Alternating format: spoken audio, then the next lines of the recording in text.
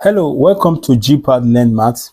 In this video, we want to find the value of x given this equation. Now, as you can see on the left hand side, we have x minus 1 all raised power 3 is equal to x minus 1. How would you solve this question? Now, some people would want to divide both sides by x minus 1 because you can actually just cancel out like this. But the thing with this approach is that you really do not know if x is equal to 1, because if x is equal to 1 and you have 1 minus 1, that's if you substitute x for 1. What is 1 minus 1? Is it not 0? So which means you are dividing both sides by 0, which is going to be undefined. So if you must divide both sides by x minus 1, you must make sure that you put a condition and say that x is not equal to 1.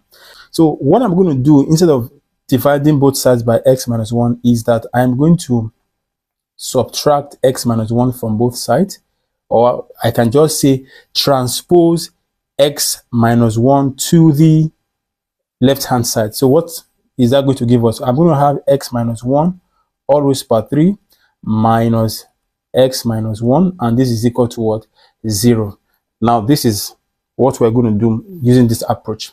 So look at these two terms. Look at the first one and look at the second one. You can see that they have a common factor. What is common between this term and this term? It is what? X minus 1.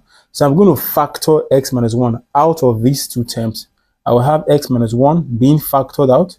Now, when x minus 1 goes into x minus 1 all raised to power 3, it's like having it like this: x minus 1 all raised to power 3 divided by x minus 1. So this will cancel one of these, and you have x minus 1 all raised to power 2. Okay, so which means when I do this, I'm going to have x minus 1 all raised to power 2 minus x minus 1 into x minus 1 will give you what? Just 1. So I have 1 here. You can just wrap it in a bracket. This is a big bracket, and all is equal to what? 0. So let me just take these off. So we have a neat space. Now, moving on, see what I have.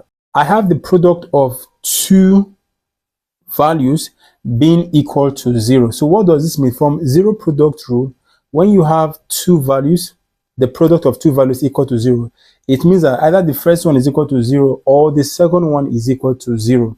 So what I'm going to write here is that x minus 1 is equal to 0, or the second one, x minus 1 all raised to power 2 then minus 1 is equal to what? 0. Now from here, if you transpose negative 1 to the right hand side, you're going to have plus 1. So can you see that x is equal to 1? X is equal to 1 is one of the solutions of that equation. That's why I told you before that you should not divide both sides by a variable, because you don't know the value that that variable holds that will satisfy that equation. So now that we have done this, we have got to one of the solutions.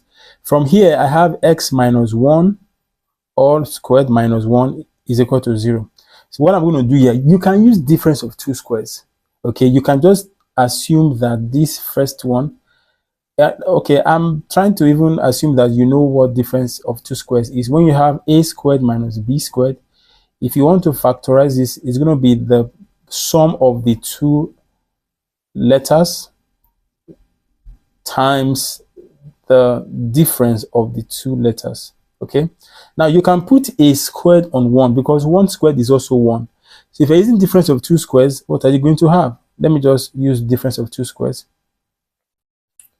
So here I'm going to have, we've gotten this first one, I'm going to have x minus 1. Remember, if you take this first one as a and take the second one as b, remember what I did before: a minus b, a squared minus b squared is equal to a plus b in bracket, and then what? A minus b. So if you are using that here, it's going to be that x minus 1 plus 1, let's wrap this in a bracket, and then what? X minus 1 minus 1. Okay, all is equal to 0. I just used difference of two squares. Let me take this one off again. Okay, moving on now. I have that x, let's pick this first one, x minus 1 plus 1, and then the second one, x minus 1 minus 1 is equal to 0. So here you have that x minus 1 plus 1 is 0, so there's nothing there again. And then minus 1 here is what? Minus 2. So you have x minus 2, all is equal to 0. Again, using zero product rule, x is equal to 0 or x minus 2 is equal to 0. So here x is equal to 0 or x is equal to, if you transpose minus 2 to the right hand side, you are going to have what? Plus 2. So we have that x is equal to 1, x is equal to 0, or x is equal to 2. So you can put all of them together by saying that x is equal to 1. Sorry, let me start with 0. X is equal to 0, 1, or 2. These are the values of x that will satisfy the equation.